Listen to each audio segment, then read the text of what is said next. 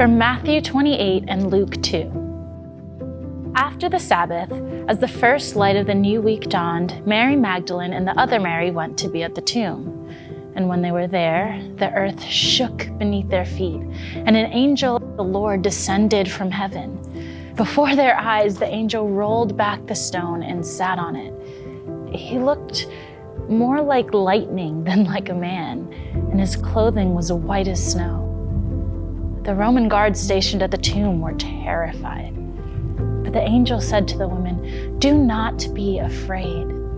I know that you seek Jesus who was crucified. He's not here. He has risen, as he said. Come and see the place where he lay. Then go quickly and tell his disciples, Jesus is risen from the dead. And behold, he is going before you to Galilee, and you will see him there. It will be just as I have told you." An angel of the Lord appeared to them, and the glory of the Lord shone around them, and they were terrified. But the angel said, "Don't be afraid. I bring you good news. You will find a baby wrapped in cloth and lying in a manger." Darkness, glory, fear, joy, go. One night, 33 years before, in Bethlehem, a bunch of shepherds found that Jesus was just as they had been told, just where an angel said he would be, just who the angel said he would be. A lifetime has passed while men and women watched, and all of heaven waited for this moment. When, like shepherds rushing downhill to Bethlehem, the women departed quickly from the tomb with fear and great joy, and ran to tell his disciples. And behold, Jesus met them. He said, "Greetings." Then they fell to their knees, like those who had gone before them to that manger years ago, and they worshiped him. And Jesus, no need for an angel to say it for him now, told them not to be afraid. "Go to Galilee," he said. "Go back to where it all began. Tell my brothers I will see them there." And there was good news that would be for all people. That was the night. This is the morning.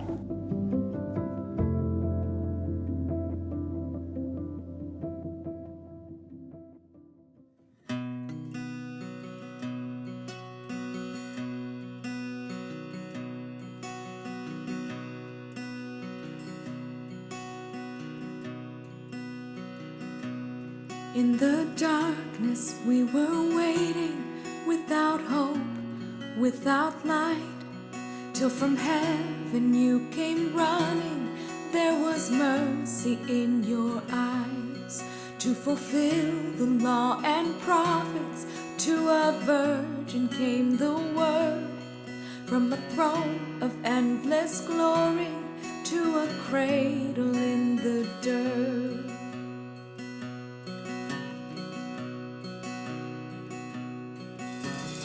Praise the Father, praise the Son, praise the Spirit, three in one.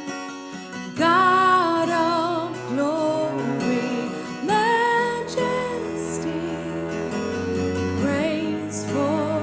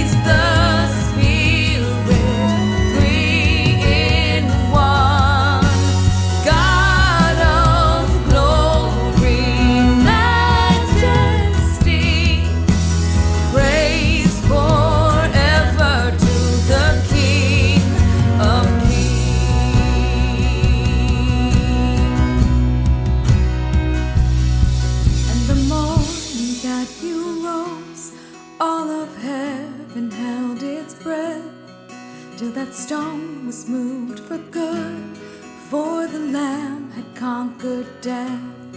And the dead rose from their tombs, and the angels stood in awe, for the souls of all who'd come to the Father are restored. And the church of Christ was born, then the Spirit lit the flame. Now this gospel truth of old shall not kneel, shall not fade. By His blood and in His name, in His freedom I am free. For the love of Jesus Christ, who has resurrected me.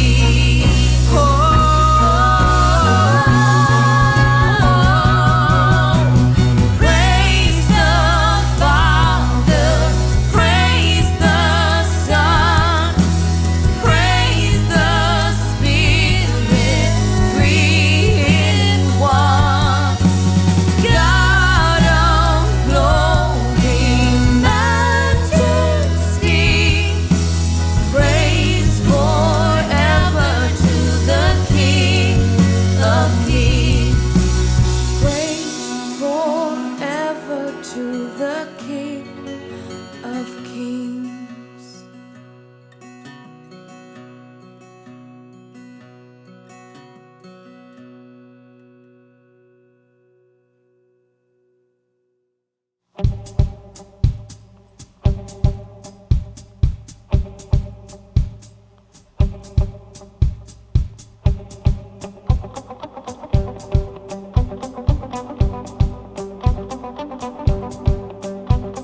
Arise, my soul, remember this. He took my sin and He buried it. No longer I who live, now Jesus lives in me.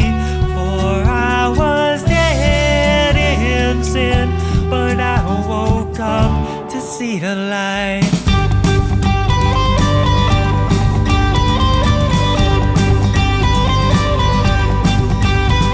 No, I won't boast, but in the cross that saved my soul, all else is lost. The grip of fear has no hold on me. So where, oh death, where is your sting? No longer I who live, but Jesus lives in me.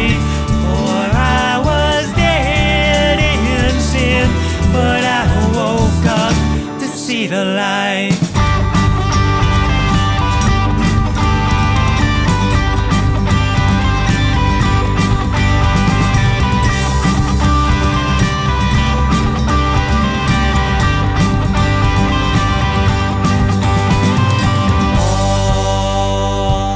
All of this for your glory.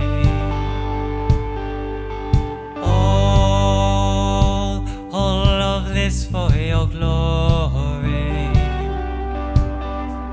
And all of this for your glory. And all of this for your glory. And all of this for your glory. And all of this for your glory. No longer I who live, now Jesus lives in me. For I was dead in sin, but I woke up to see the light. 1, 2, 3, 4.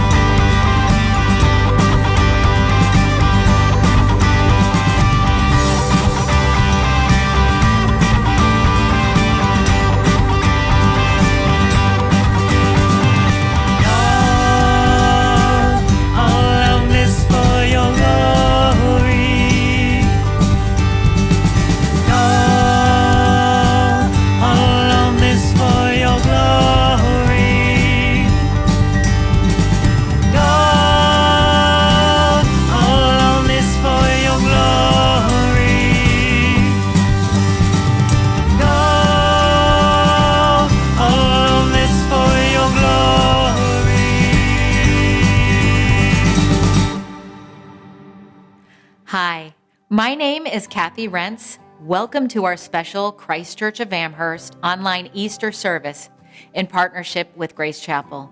He is risen! Today, people all around the world are celebrating the joyous moment when Jesus broke death. People put him in the grave, but the grave couldn't handle him. And because of that, whatever you're going through, whatever's holding you back or tying you down, in Jesus, we have the chance, like that last song said, to wake up and see the light. We want to give a special shout out to those of you connecting with us for the first time. We're honored that you chose to join us for the Easter Sunday service. We'd love to connect with you. You can stop by ccnh.org/connect, and we'd like to send you a Dunk's gift card as our way of saying hello. No strings attached.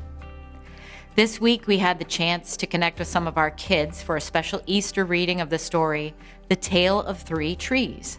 And we'll be sharing that with you in a moment.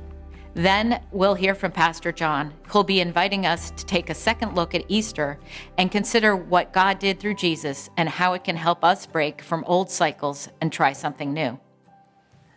Okay, so today we're reading The Tale of Three Trees.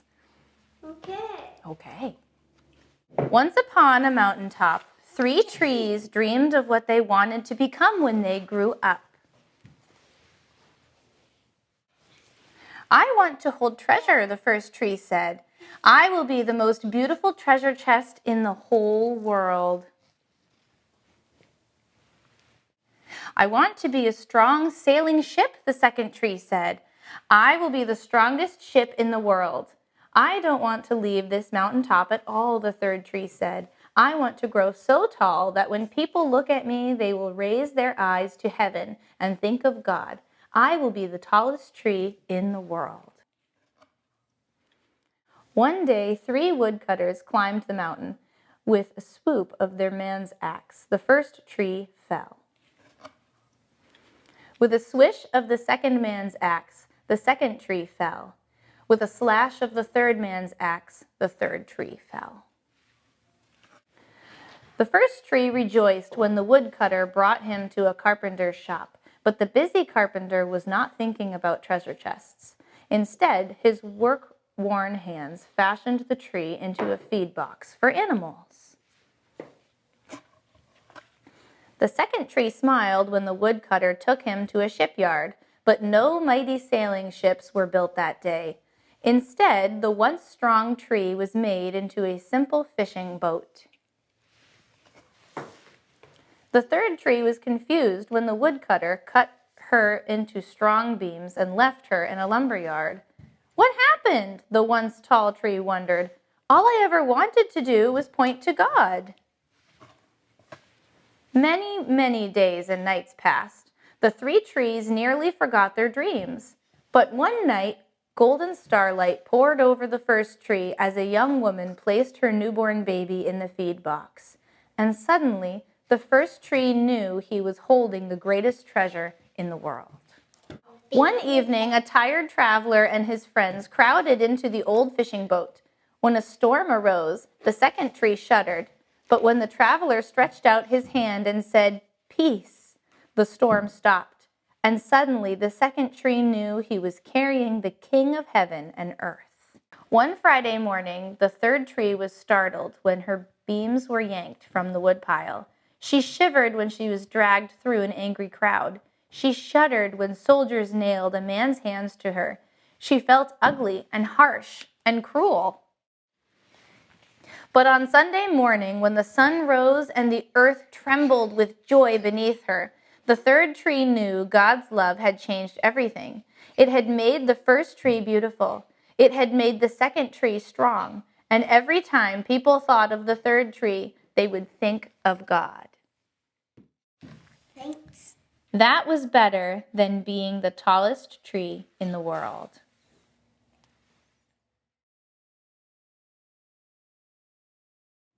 Welcome to Easter services at Christ Church. What a glorious day to be with family, be with our friends at church, and to celebrate the miracle that gave the world something new. But Jesus broke out of the tomb on a Sunday, the first day of the week. And while the day of the week for Christmas and Independence Day is always changing, we can count on Easter being on a Sunday. the first day. I don't know about you, but after a long work week, I often find myself wishing we could tack on another day to the weekend. It's something that I heard the French do. What would it be like if we had an eighth day? Ancient Jewish and Christian tradition described God as creating the world in 6 days and resting on the seventh. But what happened after that? The band Craven Melon said that's when God created sweet tea. Well, it turns out that Christian and Jewish thinkers have been pondering that question for some time. Ancient Jews celebrated special ceremonies like circumcision and extra Sabbaths on the eighth day. They didn't call it the first day of a new week. No, they called it the eighth day, pointing to something different. One of the earliest church fathers wrote that God said, "After I have set everything at rest, I will create the beginning of an eighth day, which is the beginning of another world." He then went on to explain, this is why we spend the eighth day in celebration, the day on which Jesus both arose from the dead and after appearing again, ascended into heaven. An eighth day, the dawn of something new. And the world could use something new, couldn't it? In the first half of the 19th century, the world was brought to its knees through a pandemic, 2 world wars, and a Great Depression. Now, that was over the span of 40 years. Within the past 2 years, we've gone through the first global pandemic in over 100. A superpower has invaded another country for the first time since World War II. And when we're facing inflation so bad, Tom Brady had to come out of retirement to pay for a tank of gas. We haven't seen the levels of pain and loss that was experienced during World War II or the Spanish flu, but within a short time, we've seen a lot. Our grandkids or great-grandkids may well ask us, what was it like the day everything shut down? What were they saying when Russia invaded Ukraine? Where were you the day that Will Smith slapped Chris Rock? It's all been a lot to process. And it's easy to look at recent events and conclude that history is repeating itself, that we're caught in a cycle of brokenness and hardship instead of steady progress to something better. And if only it stopped there, right? Some of us have gotten by without the news cycle having much of an impact on our lives, but perhaps you felt caught in your own cycle. A difficult season at work, one where you believe conditions are going to get better but never do. Maybe some of you feel stuck in an endless cycle with your spouse, tired of hearing that they won't spend all of their time at work, or they're tired of believing you'll one day feel appreciated for all that you do. Or maybe you're feeling trapped in a bad personal cycle, progress with some diet or against some addiction that keeps falling through. We could all use something new, couldn't we? Something new that's also something better. Something that's better for our friendships, better for the hurting, better for our marriages, better for our kids and grandkids, better for our bottom lines, better for our bodies, better for our souls, better for the world. Something that breaks the cycle of bad. But the kind of new that Jesus promised with his resurrection is kind of hard to comprehend, isn't it? Have you ever tried to picture a world without the pain of conflict, loneliness, war, hatred, sadness? I have to admit, sometimes when my mind goes there, it looks a little cartoonish. It's so far from what I know and what I see every day. What if better than we could possibly imagine was different than anything we've ever known? If it was offered to us, would we take that step? Would you? I'm not sure that the women who went to visit Jesus' grave that morning knew the answer to that question when they came face to face with it on that Sunday morning, the 8th day. The writer Matthew tells us it was dawn of the first week. Perhaps the women got up early to anoint the body of Jesus, hoping that the guards wouldn't be there. Everyone was still on edge after the events of the past few days. Jesus had been executed after an unfair trial. Only days earlier, he entered the city with fanfare. People were crying, "Hosanna," and celebrating him like a king. But accusations were made. False accusations were made. The leadership quickly turned the crowds against him. He was beaten, mocked, led to the cross, and left to die. Jesus' disciples had all but disappeared. They had gone into hiding. Were they next? But Mary and another woman Matthew calls the other Mary, possibly Jesus' mother, gathered up enough courage to go to the tomb that day to pay respects. They just had to. Sometimes duty is enough to pull us into precarious circumstances, if only for a moment. So after a Sabbath wait that seemed like forever, two grieving souls made their way into a rock outcropping outside of the city early Sunday morning. They set out to see the body for themselves. But there was no body where the women were going that day. Matthew tells us, there was a violent earthquake, for an angel of the Lord came down from heaven and going to the tomb, rolled back the stone and sat on it. His appearance was like lightning, and his clothes were white as snow. The guards were so afraid of him that they shook and became like dead men. The angel said to the women, "Do not be afraid." Now, the way that Matthew tells the story, it appears that the angel removes the stone not to let the body of Jesus out, but to show the women that the body isn't there. The body is already gone. Everyone's afraid. Well, that's typically what happened when they saw angels back then. But the guards, they're really afraid. Matthew appreciates the irony of the scene, telling us that the only thing that looks dead at the tomb are the guards sent to keep people from tampering with it. It's hard to blame them. A heavenly figure comes down from the sky with clothes so white they would put your grandma's washing skills to shame. He had an appearance like lightning, Matthew tells us. And although one man, Joseph of Arimathea, was able to roll the stone in place by himself in normal fashion, when the angel pushed it aside, it caused the ground to shake.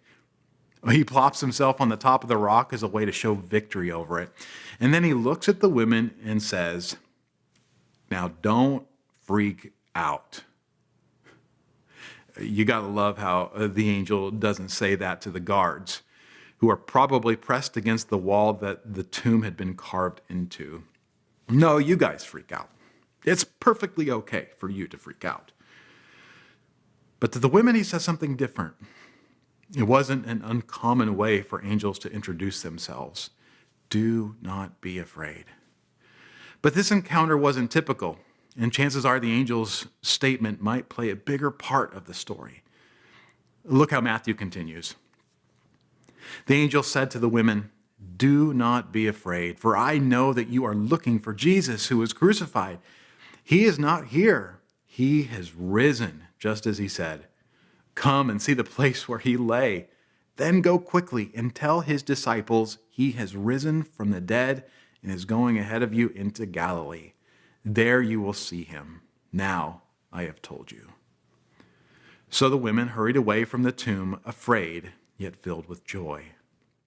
He is not here. He is risen, just as he said. The memories and the emotions of what Jesus predicted about his resurrection flooded back. At the time, it must have felt too good to be true. Was Jesus speaking metaphorically, as he did sometimes? But now, after all that they had been through, perhaps it felt too good not to be true. And just like that, reality warped. Assumptions and beliefs they had firmly held about the past, present, and future suddenly shifted, spun, and fit together in brand new ways.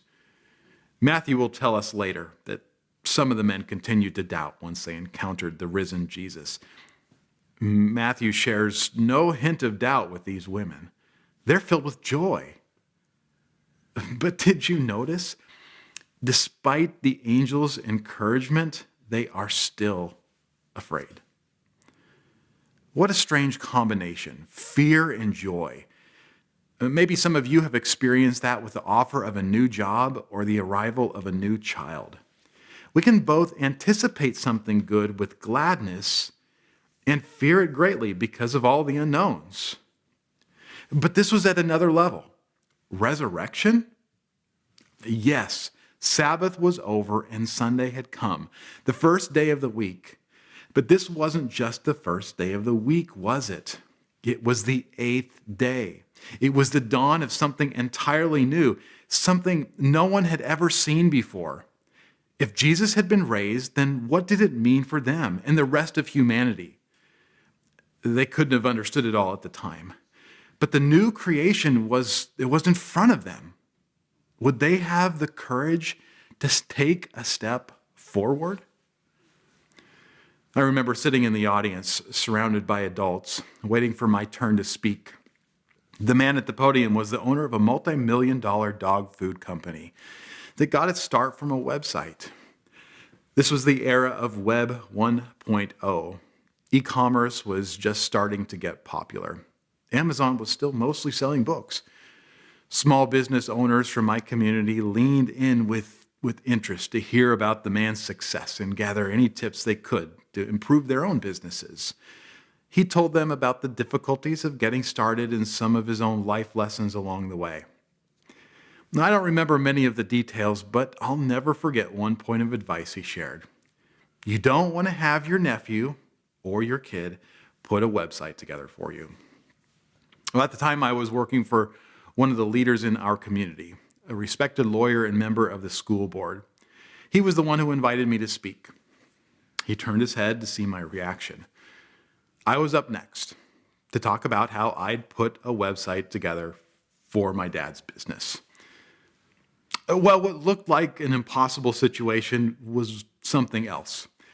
I made a couple of quick adjustments to my introduction and got up after the dog food guy received his applause. I want to thank Mr. Kruger for what he shared, I began, and I can understand where he's coming from.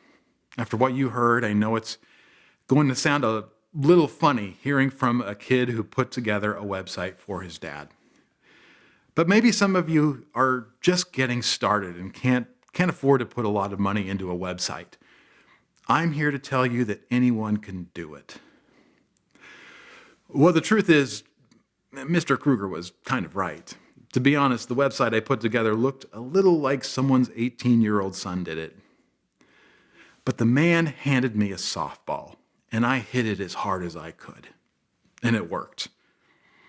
I didn't know it at the time, but the chief of staff of our U.S. congressman was sitting in the audience that day. He came up to me afterward and asked me if I'd be open to becoming an intern under the congressman. He must have thought that I sounded like a politician.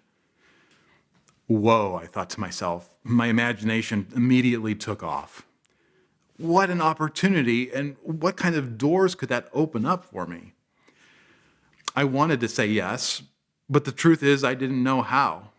I was planning on going to college. That's what everyone else was doing.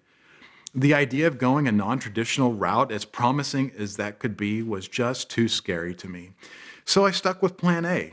That seemed to be the safest sort of thing, to stick with what I knew. Is that what the women were feeling when they walked away from the angel at the tomb? An overwhelming excitement that Jesus was alive? That all those ideas about the resurrection were true? That they were on the cusp of a new reality, the 8th day of creation?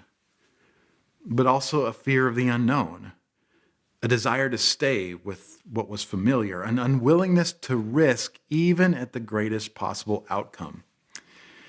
In 1979, psychologists came up with something called prospect theory, which describes how people making choices involving risks. The theory argues that people are drawn to certainties and will take greater risks to avoid losses than to achieve gains. It's why people who have no statistical need for car insurance pay for it anyway.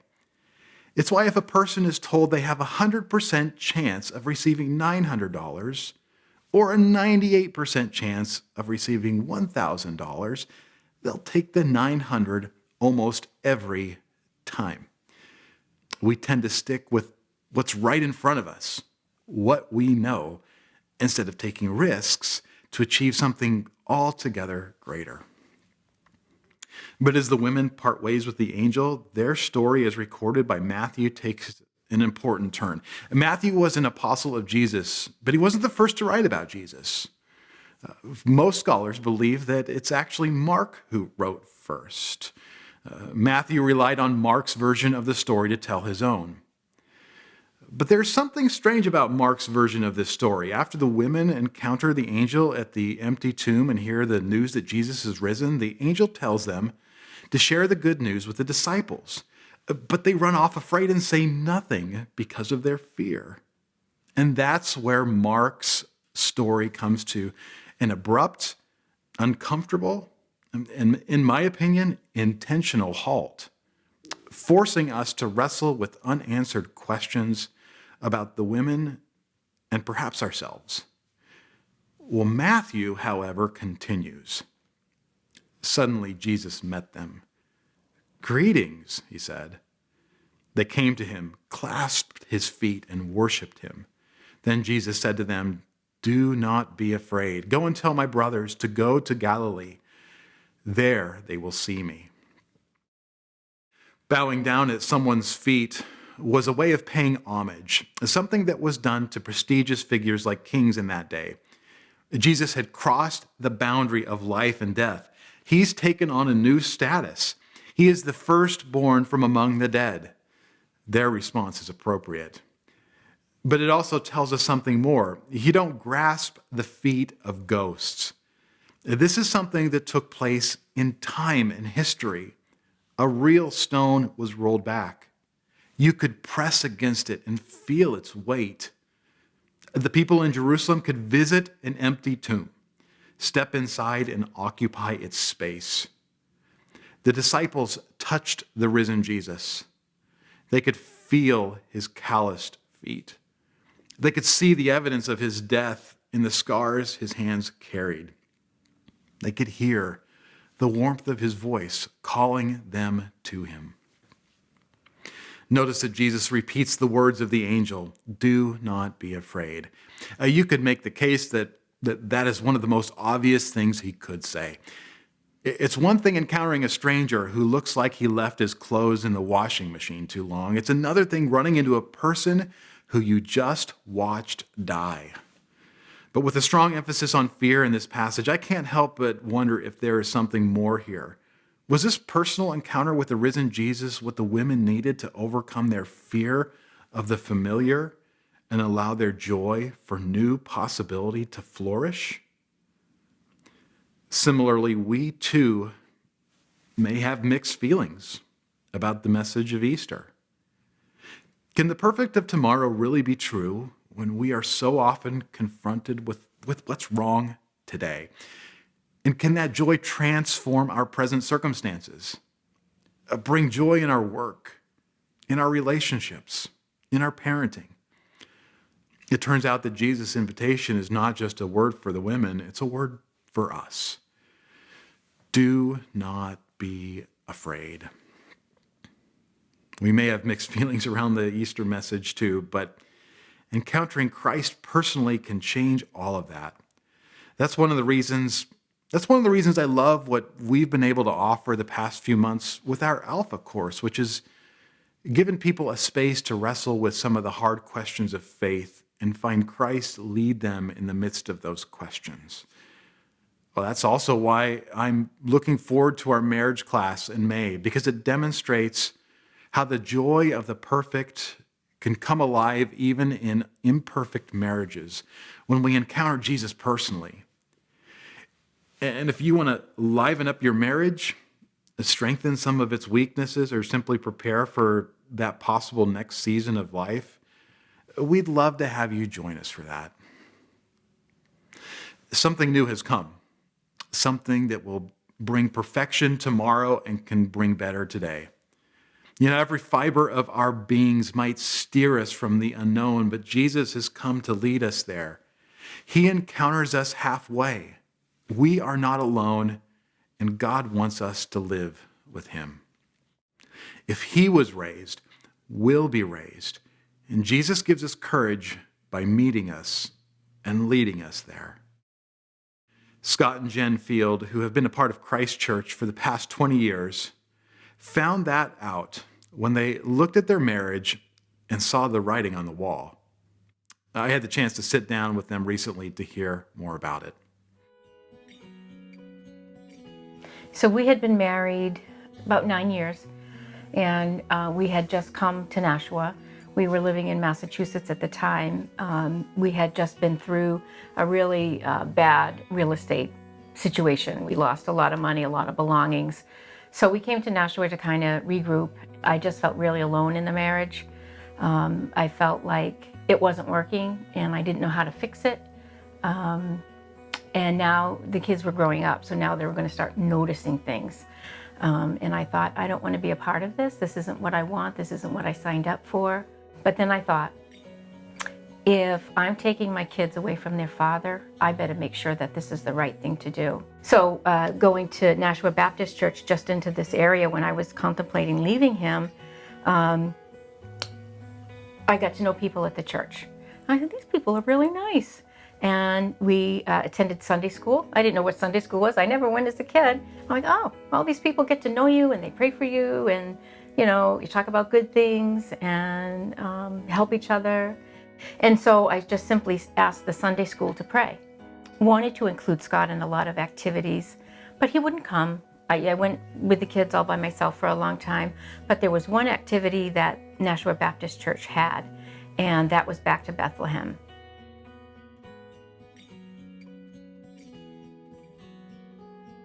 It was about the story of Jesus, but it was very well done, something that I thought was entertaining. And but the thing I noticed was they had a lot, they were all volunteers, and it took like the whole church. And they were all having fun, which was out of my narrative in my head of what it was like to be a Christian, that it wasn't fun, that it was drudgery.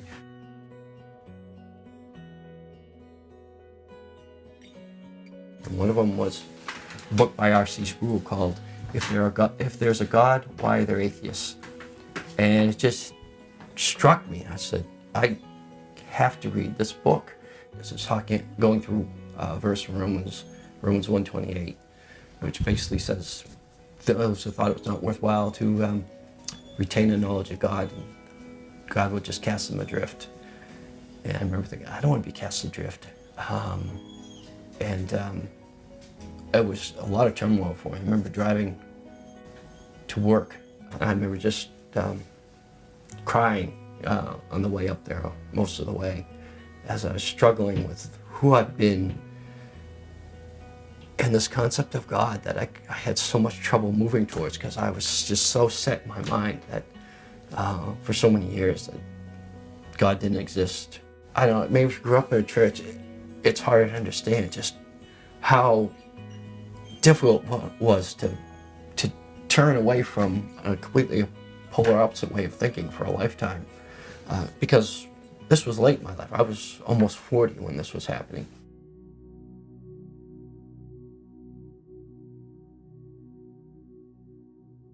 And that resulted in this, during the revival, if I have so much emotion, I would have to stand and hold on to the pew, and I would just be shaking and holding the hymnal in one hand until the last night of the revival, when I stood up, and almost as soon as I stood up, my normal position, holding on to the front pew and holding on to the hymnal, I had to go up. If I didn't go up, I think I'd explode. I just had reached that point, and I pulled the hymnal, put it down, and I went up. And with Pastor Ellis, I accepted Jesus as my Savior and committed my life to Him. God was working on me the whole time. It wasn't like that was a switch that turned there. He's bigger than that. He was working on my self-centeredness and my struggles with addiction. And I was able to see people. I was able to see Jen breaking, through my self-centeredness, that who she is, and I was able to love her differently than before.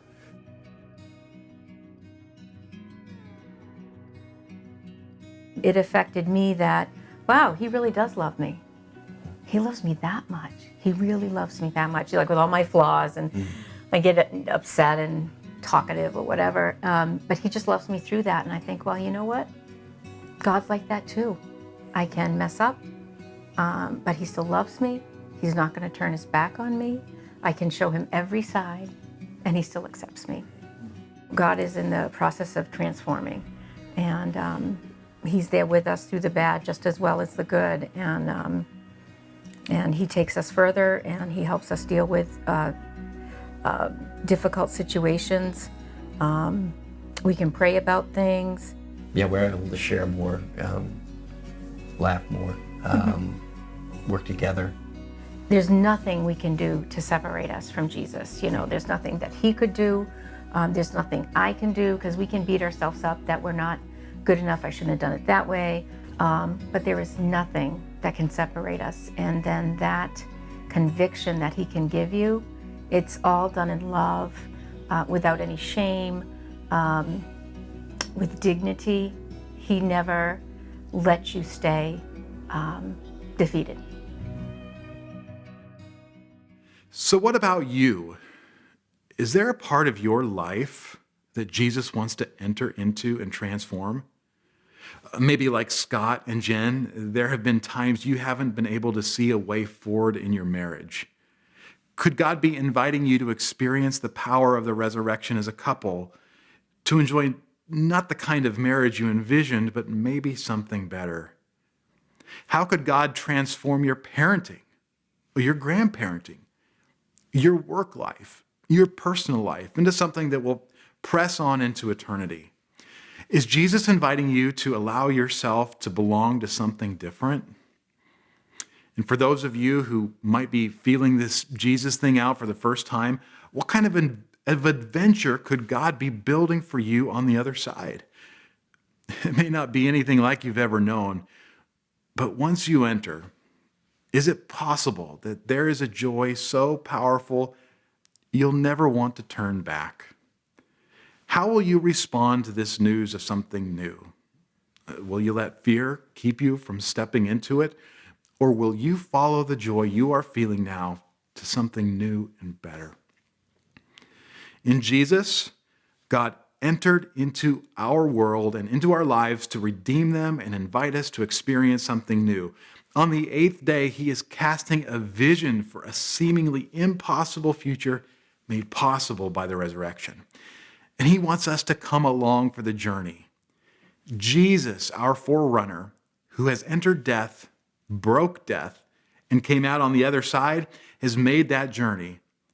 And he has returned to be our strength, our encouragement, and guide as we press on toward the other side.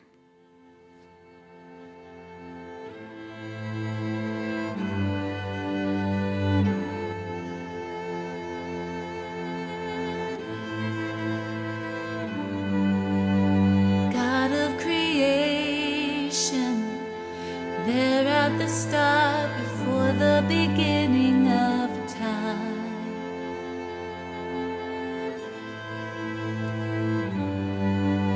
With no point of reference, you spoke to the dark and fleshed out the wonder of light. And as you speak, 100 billion galaxies are born. In the vapor of your breath, the planets form. If the stars were made to worship so light, I can see your heart in everything you've made. Every burning star, a signal fire of grace.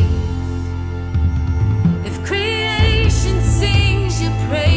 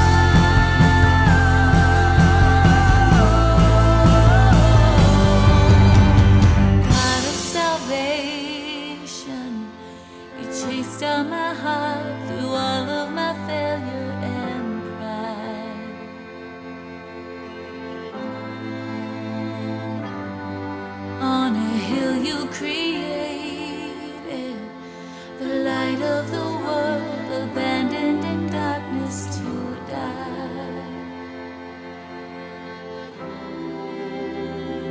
And as you speak,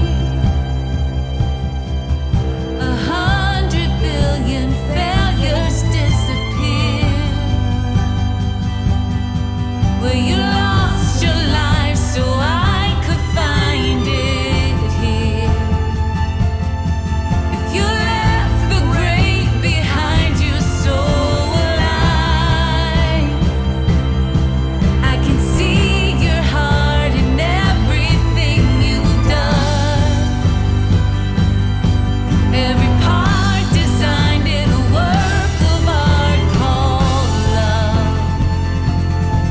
If you gladly chose surrender, so will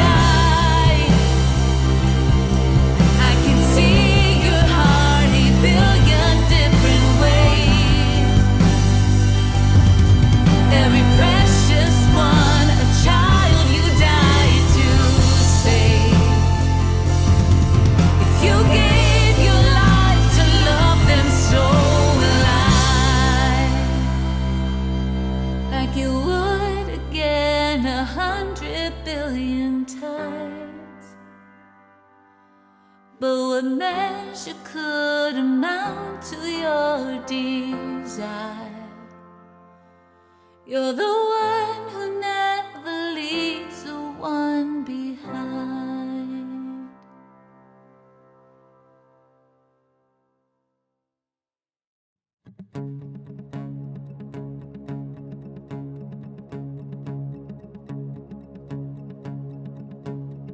I was buried beneath my shame. Who can carry that kind of weight? It was my tomb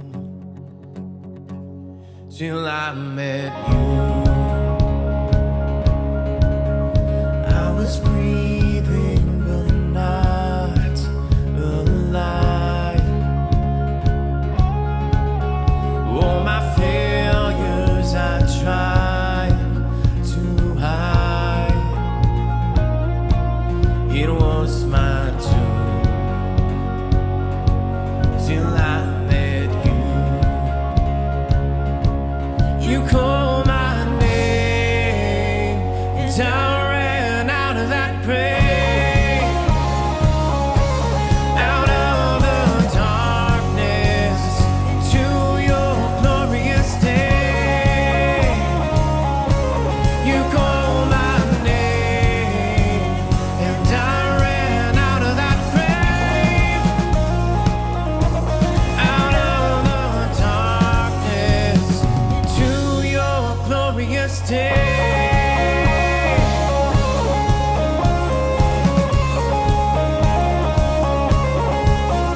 Now your mercy has saved my soul,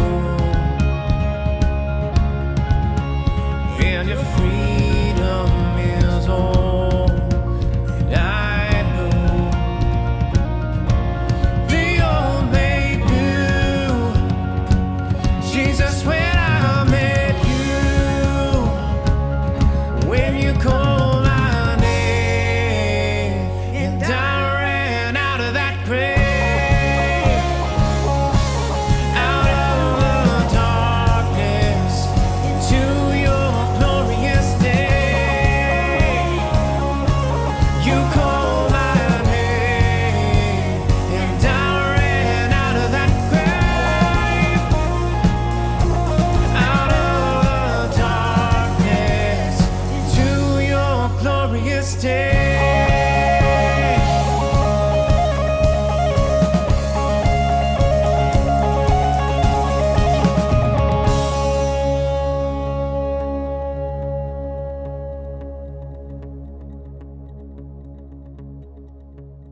I needed rescue, my sin was heavy, but chains break at the weight of your glory. I needed shelter, I was an orphan, and you called me a citizen of heaven. When I was broken, you were my healing. Your love is the air that I breathe in. I have a future, my eyes are open, 'cause when you call my name, I ran out of that grave.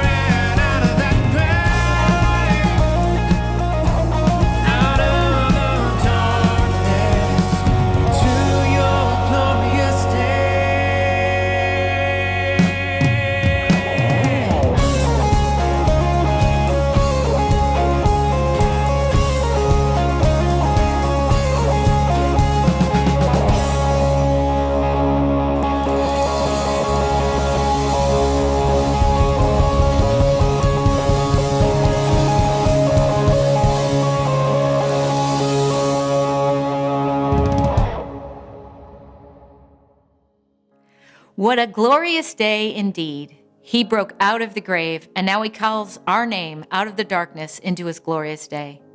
Are you ready to run out of the grave to experience something new? If he was raised, we'll be raised, and Jesus gives us courage by meeting us and leading us there. So let's make the most of this moment and take the hand of Jesus as he guides us into the beautiful, wonderful future he's prepared for each one of us. We do Sundays differently at Christ Church, so if you had a meaningful experience, we'd love to invite you back next Sunday as we continue to explore how God can use us to change and transform the world. And if you're someone who's struggling with marriage right now, or looking to bring some new life to your marriage, or just wanting to prepare for that next life step, we'd like to invite you to a special class we're holding on Wednesday nights in May called What Happy Couples Know.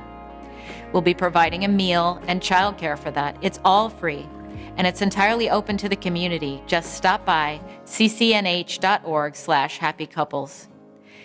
May the God who raised Jesus from the dead invite us to experience new life on the inside as we eagerly wait for him to make all things new. Happy Easter!